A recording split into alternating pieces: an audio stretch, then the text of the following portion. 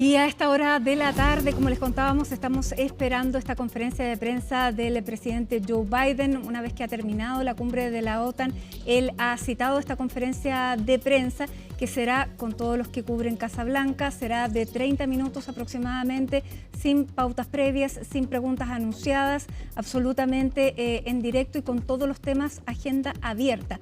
Estamos esperando entonces, ya llevamos 24 minutos de atraso. Primero se había retrasado desde las 6:30, que era las 5:30, que era la hora inicial que se había dicho que iba a ser esta conferencia, luego se anuncia que va a ser a las 6:30 y ahora ya llevamos estos 25 minutos de atraso. Y estamos junto a la directora del Centro de Estudios Europeos de la Universidad de Concepción y doctora en Ciencias Políticas, Paulina Astroza. Paulina, bienvenida, gracias por acompañarnos. Un día tremendamente noticioso, importante por lo que pudiera pasar a partir de ahora en esta conferencia de prensa. ¿Cómo estás? Muy bien, y de nuevo un día noticioso como hace unas semanas atrás, justamente por la situación de Joe Biden, pero dentro del marco además de los 75 años de la OTAN, y bueno, con algunos problemas ya ahora que tú misma señalabas en cuanto al retraso de la conferencia de prensa. Sí, un retraso, claro, que es bastante importante en una conferencia de prensa que yo por lo menos no me explico el riesgo al que se va a exponer haciendo una conferencia como esta en las condiciones en las que está. Sí, la verdad es que el preludio es bastante complicado ahora cuando cerró la actividad final, digamos, en que se equivoca y comete el error que no tenía que haber cometido en el momento menos indicado. Con la persona menos indicada. Y con la persona menos indicada y haberle puesto el nombre, el apellido de quien menos debía haber sido, y me refiero a que presenta al presidente Zelensky como el presidente Putin. Nada menos que eso. Tenemos ese momento, así que lo vamos a revisar ahora.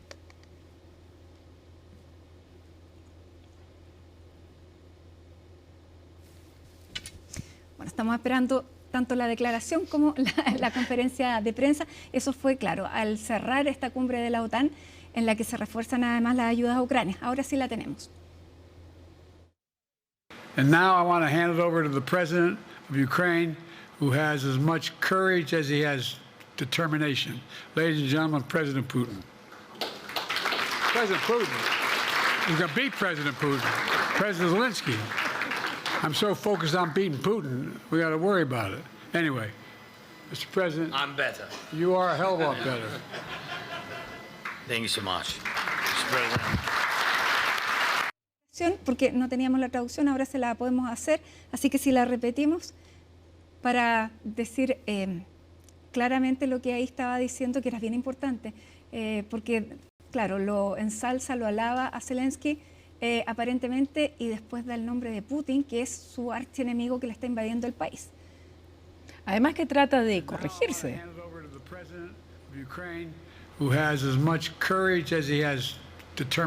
Que ha tenido, claro, el mayor coraje, la mayor determinación, el presidente Putin, dice.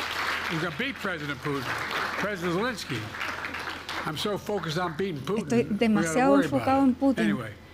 Además, de cualquier forma, claro. Y dice que va a quién va a ganarle o batir Zelensky. Después dice, bueno, no, tremendo gaf en un momento en que no era el momento en que tenía que suceder una cosa como esta. Por eso que yo pienso el riesgo es demasiado grande, y lo comentaba hace un rato atrás con Laura Soto, periodista internacional, que pudiera darse eventualmente la posibilidad de que él anunciara su retirada de la campaña. Pudiera ser, porque no me explico exponerse a un riesgo así.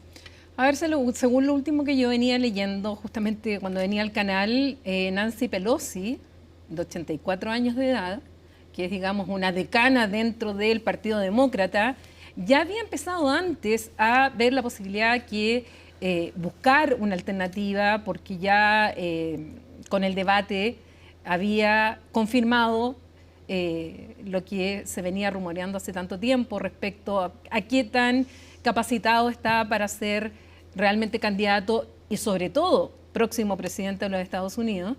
Y con esto, bueno, sencillamente ha venido a ratificar. Ya se habían presentado, o sea, tenemos el comité ejecutivo o directores de New York Times, que es justamente un diario muy progresista, muy prodemócrata, donde en una editorial y además en una entrevista de opinión, columnas de opinión, ha pedido, o sea, expresamente que se retire. Bueno, ahora titula el New York Times y pone la foto principal, lo que acabamos de ver, este error, esta confusión del presidente Biden al presentar a Volodymyr Zelensky como Vladimir Putin.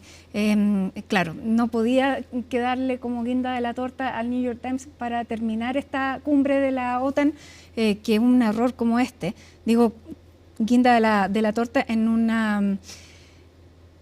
un movimiento que aquí no estamos acostumbrados a que los medios, por lo menos abiertamente, tengan una posición tan clara en favor o en contra de un candidato, y ahora se lo han pedido expresamente a través de las editoriales, a través de las entrevistas. Ayer George Clooney publica una carta que dicen que fue conversada previamente con Barack Obama, por lo tanto a Nancy Pelosi se le está sumando Barack Obama, que tras bambalinas están presionando para que tome la decisión. Sí, además que ya también se está indicando que algunos medios estaban haciendo encuestas para poder saber si es que Kamala Harris tendría posibilidades de poder ganarle a Donald Trump en caso de que justamente pasara lo que acaba de pasar. Habían ya movimientos, en el Washington Post aparece un senador demócrata también hoy día con una carta pidiendo que se haga un lado. Que sea George Clooney no es menor, en el sentido que fue uno de los co-anfitriones para juntar fondos, claro, para la candidatura de Biden. Lo alaba mucho, pero dice ya es el momento ya le ganó una vez a Trump, ahora es el momento de volver a ganarle a Trump, pero retirándose de esta contienda y dándole el espacio a alguien que realmente pueda ganarle a Trump. Claro, le dice, hay una batalla que tú no puedes ganar, que es la batalla contra el tiempo. Por lo tanto, es bien claro en decirle... ¿Es duro? Sí, sin duda. Ahora, ha terminado recién la cumbre de la OTAN y termina también preocupada por lo que puede ser un próximo gobierno de Donald Trump, porque se han redoblado las ayudas para Ucrania, previendo precisamente lo que pudiera ser un primer año con Donald Trump como presidente, y al menos asegurar un año, ¿no?, de ayuda para Ucrania.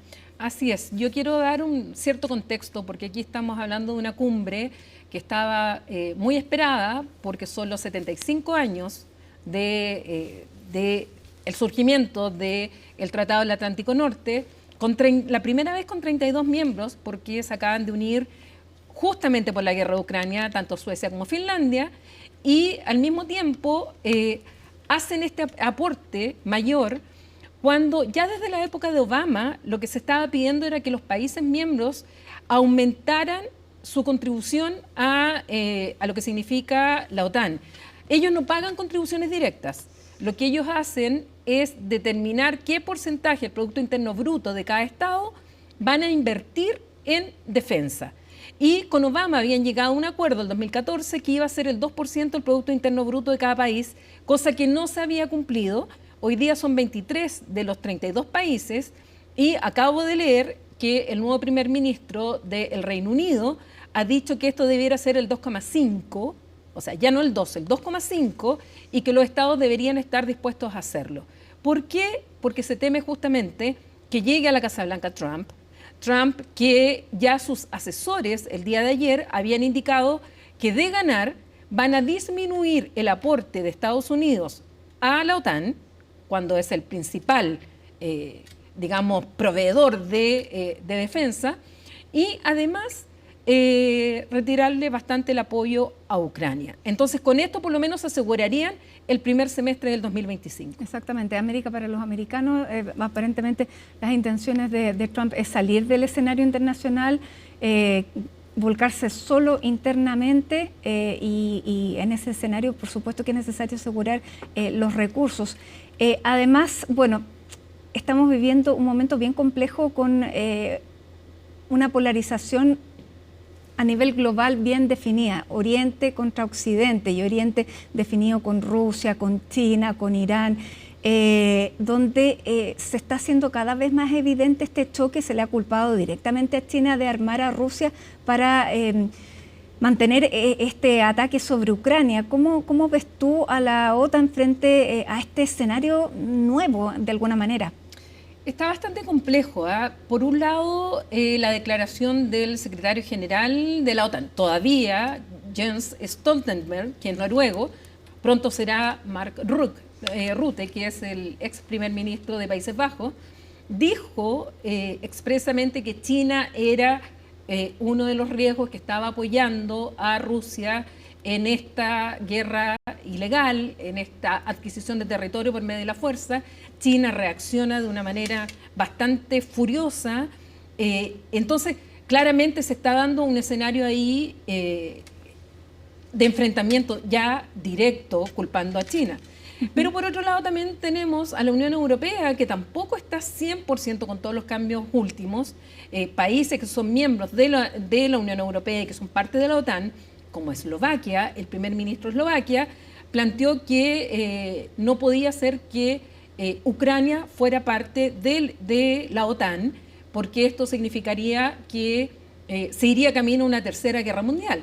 Cuando él estuvo en la firma final, justamente este documento en el cual dicen que ellos le abren la puerta a que Ucrania entre a la OTAN. Eso es lo que firmaron. Bueno, entonces hay divisiones al interior. Pero en el supuesto de que la guerra termina, porque si no tienen que aplicar este compromiso de que si uno de los miembros es atacado por otro, que si no termina la guerra sería Rusia, todos responden ante ese atacante, lo cual sería una catástrofe. Claro, lo que pasa es que justamente el Tratado del Atlántico Norte, en su artículo 5, que repite lo que dice el artículo 51 de la Carta de las Naciones Unidas, establece lo que se llama la legítima defensa colectiva. Efectivamente, como tú señalas, es casi de los tres mosqueteros, todos para uno y uno para todos. Ahora, no es automático, ojo, no es automático, no es obligatorio, pero es la base de la seguridad colectiva y por lo tanto, si se ataca a uno, se entiende que se ataca a todos y los otros estados pueden, y lo digo así bien claro porque así lo dice el artículo, pueden responder. Entonces, si Ucrania es parte de la OTAN, se estaría atacando a un país de la OTAN, lo que daría lugar a esta excepción, que es una de las excepciones que se establece en la Carta de las Naciones Unidas a la prohibición del uso y amenaza del uso de la fuerza en las relaciones internacionales y a la obligación de solucionar pacíficamente las controversias, que son dos principios del derecho internacional, base del sistema y el orden internacional que tenemos post Segunda Guerra. Está la Carta de las Naciones Unidas. Ahora, las últimas elecciones en Europa están dando cierto respiro a la mantención de la unidad europea. Digo esto por lo que tú decías de Urban, que está absolutamente ahí decidido a apoyar a su nacionalismo interno más que volcarse hacia la Unión Europea. En Italia no es tan claro que Giorgia Meloni haya sido tan nacionalista, al contrario, ella ha apoyado bastante a Ucrania, desmarcándose de los otros además. Por lo tanto, claro, el riesgo está contenido al menos por un tiempo. Lo que pasa es que muchas de las decisiones de la Unión Europea, sobre todo en materia de sanciones, requieren la unanimidad de los Estados miembros. O sea, un Estado se opone y no pueden adoptar sanciones en contra de otro, en este caso de Rusia. Y aquí, claro, tenemos a Víctor Orbán, que es el primer ministro de Hungría, muy prorruso, que le toca justo la presidencia, acaba de partir el 1 de julio, la presidencia semestral del Consejo de la Unión Europea. Y ha asumido, primero, con un eslogan, porque cada semestre, acaba de terminar los belgas, empezaron ahora, y el eslogan es: hagamos de Europa grande de nuevo.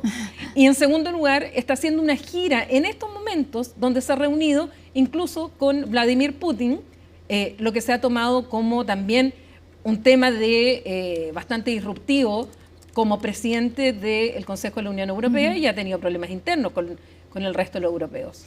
Mira, ya están instalándose los periodistas que van a asistir a esta, tal vez es la conferencia de prensa con mayor presión política en la historia moderna, porque aquí se está definiendo una candidatura del país más importante de Occidente, Y bueno, ya estamos viendo la cantidad de personas que van entrando, son los periodistas que cubrieron la cumbre de la OTAN, porque es precisamente ese escenario el que eligió para hablar. Así es. Yo cuando entré, bueno, cuando venía hacia acá y había entrado en el link de YouTube donde la Casa Blanca transmite o va a transmitir esta conferencia de prensa, iban ya más de 30.000 personas conectadas y subiendo. Así Por es. lo tanto, estaba, no sé cuánto estarán ahora esperando, ahora que se acerca y ya se ven imágenes, pero por supuesto la presión es tremenda, pero por todo lo que viene antes. La verdad es que no es solamente por la gaffe que acaba de cometer, sino que por todo el escenario, sobre todo después del desastroso desempeño que tuvo Biden en el debate frente a Trump, y que incluso Trump subió la apuesta, porque Trump lo que acaba de decir es que le propone ahora a Biden de nuevo un debate, dice de hombre a hombre, sin moderadores, para nuevamente ponerlo en una posición bastante difícil, más aún después de lo que pasó hoy día. Bueno, eso es muy importante. Ahora, solamente para poner el contexto, el tema es que esta no es la primera vez que le ocurre, le viene ocurriendo ya desde que comenzó esta segunda administración varias veces. Hay un episodio del 2022 tremendo donde llama a una senadora republicana que había muerto y que él había enviado las condolencias. Ese fue un momento desastroso y de ahí en adelante se comienzan ya a ver con mayor atención ese tipo de confusiones. Sí. Por lo tanto, claro, lo que ha ocurrido ahora con Zelensky y Putin es un ejemplo más que no debería haber ocurrido, pero que claramente sigue la misma tónica que ha seguido lo que decía George Clooney, que él había visto a un presidente Biden en la última ceremonia, en la última cena de recaudación de fondos, que fue hace aproximadamente 3 semanas. Dice, yo vi al mismo Biden que vi en el debate, o sea, no es que haya estado presionado ni viviendo un día malo, como él dijo en esta entrevista a la cadena ABC. Así que esto ya venía preparándose, esta inquietud además, que yo no sé por qué el Partido Demócrata, claro, ha sido tan respetuoso con la decisión del presidente Biden cuando es tan evidente su deterioro de capacidades. Además que piensa que la Casa Blanca ha tenido que responder varias veces a la pregunta de si tiene Alzheimer, de si tiene Parkinson. O sea, cuando ya la pregunta es esa... O sea, directamente lo que se ha señalado por medios, sobre todo estadounidenses, es que hay un círculo muy cercano a Biden, sobre todo la familia y en especial su señora Jill, quien lo ha mantenido como muy al margen de todos estos asesores que están presionando para que se baje. Por lo tanto, tratando de mantenerlo a él mismo con la determinación de seguir en esta candidatura. ¿Y cuáles son los intereses de Jill Biden? Porque uno habría esperado que fuera la primera en no exponer a su marido a una situación como la que estamos viendo. Bueno, algunos medios han planteado que es la mujer realmente detrás del poder. Que estaría ella muy interesada en que siguiera, porque ella habría estado muy cercana a las decisiones del propio Biden y que no tiene intención de que se deje el poder. Entonces, con sus cercanos, la verdad es que, claro, uno pensaría todo lo contrario, no exponerlo, pero está haciendo todo lo contrario. Claro. Bueno, y deja en evidencia que no es él el que está tomando por lo menos todas las decisiones. Él dice que él tiene que descansar más. De hecho, sus mismos asesores han explicitado off the record que es cada vez más difícil poner reuniones, poner actividades después de las 4 de la tarde, porque es muy difícil que el presidente tenga la atención, tenga el ánimo para seguir. Y ayer, fíjate que trasnochó. Sí, así, y tomó. Que no toma nunca. Nunca, e hizo un brindis, y lo que se decía, bueno, ¿cómo va a estar hoy día? Porque, y de hecho, el propio Trump, que aprovecha todo esto, dice, bueno, cuando lo que yo te contaba, que él ofrece este debate, dice, para ver si el dormilón de Biden va a enfrentar y todo. O sea, Claro, porque él dice que no quiere reuniones después de las 8, de las 8, no quiere que fue nada, lo que no quiere, admitió necesita dormir. abiertamente en esta entrevista, y uno dice, ¿y qué pasa si el botón rojo se aprieta a las 10 de la noche? ¿Quién responde? Sí. Esa es la pregunta. Ahora, estamos hablando tanto de esta situación y no estamos hablando de lo que está pasando con Donald Trump, que está corriendo solo, con ventaja, frente a un paquete de medidas que se llama este proyecto 2025, que es bastante preocupante, por decirlo de alguna manera suave, sobre todo después de la resolución de la Corte Suprema, que le da tanto poder al presidente de la República, que lo hace más o menos que inviolable cuando está ejerciendo la administración pública. Bueno, aquí hay dos cosas. Una, recordemos que hoy día se iba a leer la sentencia del caso de Stormy Daniels. Era justo hoy día, el día en que iba a ya el juez a decir cuál era la sentencia, porque lo que hizo el jurado la vez anterior fue solo determinar que él era culpable, pero la sentencia la tiene que determinar el juez. Y cambiaron la fecha al 18 de septiembre. Eso por un lado. Y segundo, la sentencia de la Corte Suprema, con los votos de los jueces que son conservadores, pero sobre todo pensando en los votos de minoría de los jueces más progresistas, lo que señalan es que no puede ser que alguien, un presidente, quede aunque sea parcialmente inmune, porque eso en el fondo es lo que establecieron, una inmunidad parcial cuando estuviera ejerciendo el cargo. Y esto es terriblemente peligroso por un Estado de Derecho, porque eso significa que puede hacer lo que quiera mientras sea presidente. Y eso, la verdad, es que tal como lo dicen los votos de minoría, atentan absolutamente contra las bases de un sistema democrático, de un Estado de Derecho, donde no puede establecerse, imagínate, que él ordena matar a un adversario político. Estaría dentro de esta inmunidad parcial. O sea, estaría sobre la ley. Y eso es lo que preocupa tanto, más aún pensando en otra cosa, y esto es algo que me dijo alguien que fue asesor de Donald Trump, que mucho en el primer periodo de Donald Trump no pudo hacer todo lo que él habría querido porque tenía que pensar en la reelección. Sin embargo, si llegara a ganar ahora, ya no hay reelección, no tiene límite para hacer lo que él quiera hacer, porque ya no va a tener que pensar en un segundo periodo, porque en Estados Unidos son solo 2 mandatos. Entonces ya no tendría ese cierto freno que algunos asesores sobre todo se lo recordaban, porque si quería ser reelegido tenía que no hacer todo lo que se le ocurría. Bueno, esta vez no lo tendría. Freno. Y eso de verdad que es más peligroso aún, pensando en la lógica de Trump. Ya, pensemos en el plan B de los demócratas. ¿Qué opciones tienen? Hay varias opciones que se han planteado, todas, bueno, por supuesto tienen un grado de riesgos. Una es Kamala Harris, que es lo que yo te señalaba, pero Kamala Harris tiene un nivel de popularidad incluso más bajo que Biden. Pudiera ser que este último tiempo, y tal como lo han indicado algunas encuestas, sí aparezca como posible candidata con reales oportunidades de ganar. También se han mencionado otros gobernadores fuertes, los cuales pudieran ir como candidatos y a lo mejor con una vicepresidenta, ya sea Kamala Harris, y otros han nombrado bastante a Michelle Obama. ¿Qué opciones hay en ese sentido con Michelle Obama? Ella siempre ha dicho que el tema de la política pública no le atrae para nada, así lo demostró también durante la administración de su marido.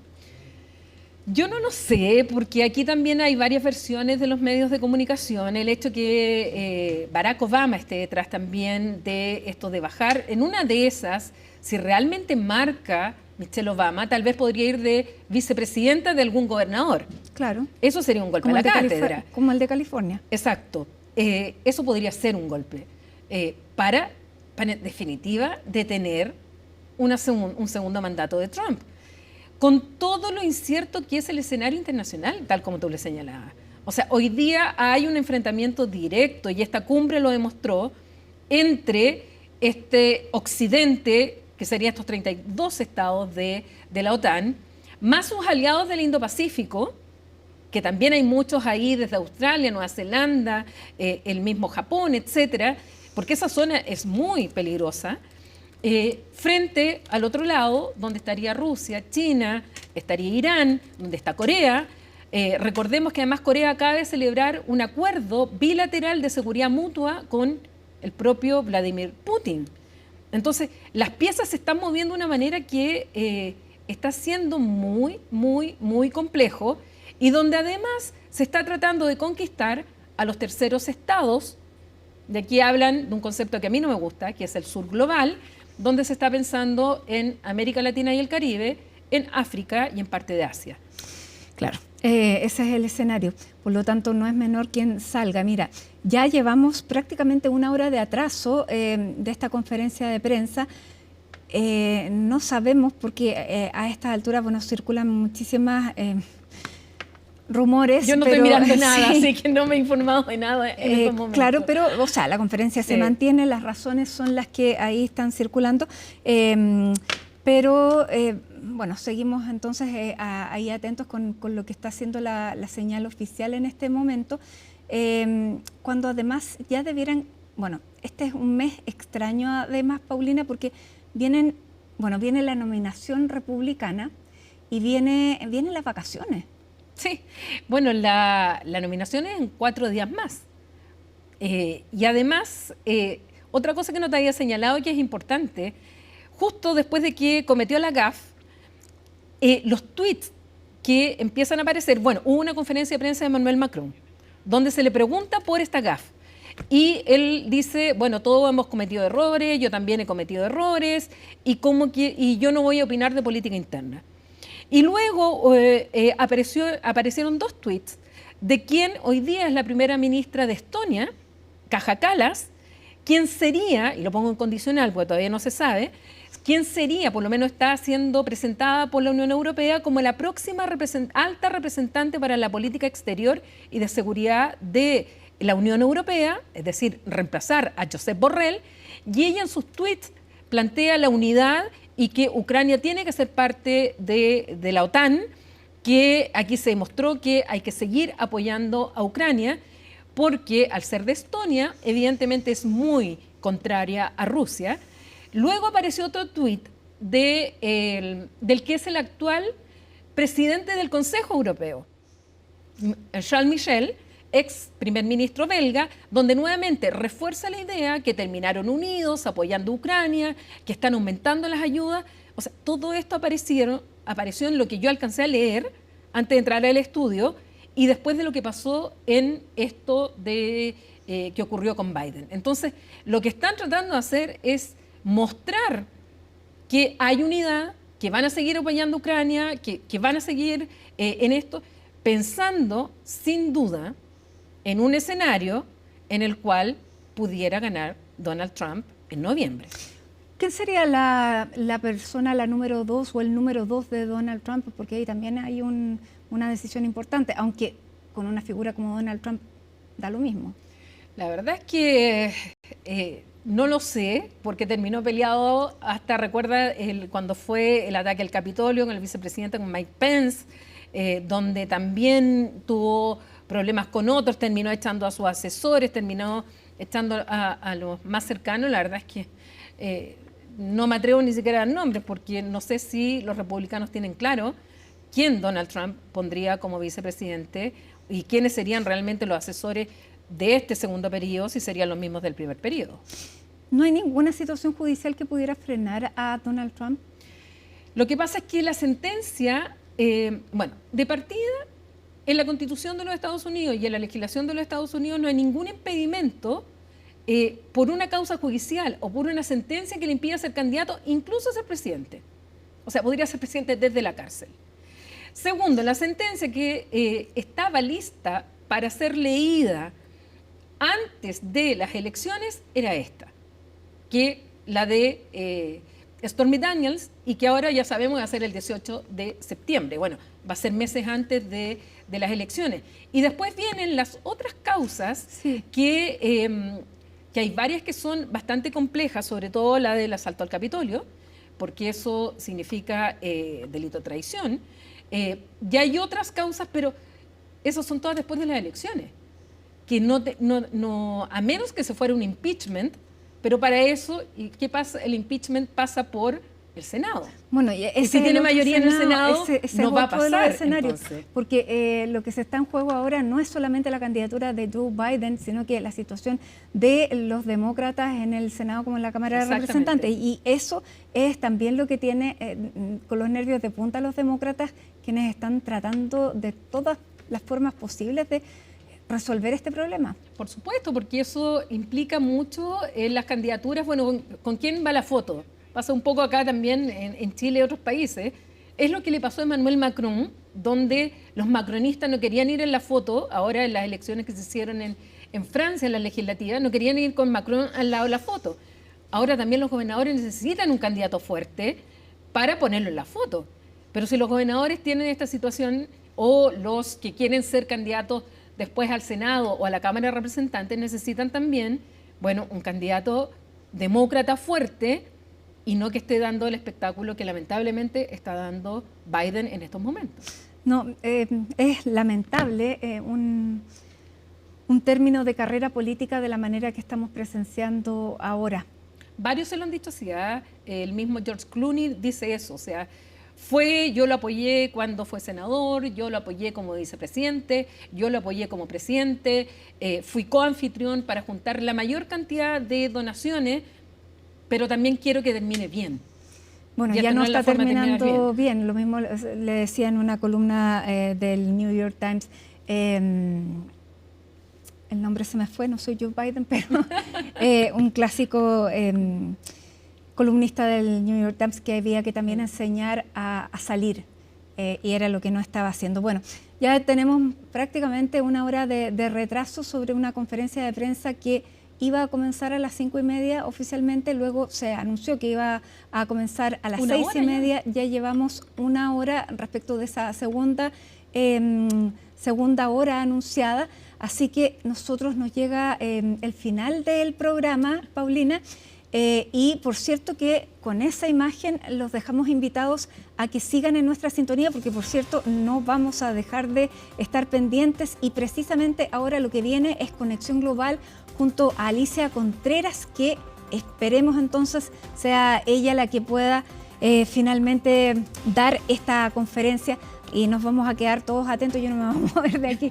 hasta que eso ocurra. Muchísimas gracias por haber estado con nosotros aquí en Hoy es Noticia a través de las pantallas y también de CNN Chile Radio. Muy buenas tardes. Bueno.